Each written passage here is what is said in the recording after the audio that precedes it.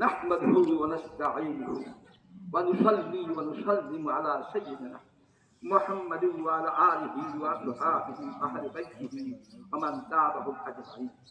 يا أيها المؤمنون حفظكم الله بخير الدارين. اعلموا أن الدين عند الله. اللهم اغفر عبادك وبهائمك وانصر رحمتك وعهد بلادك رضيك.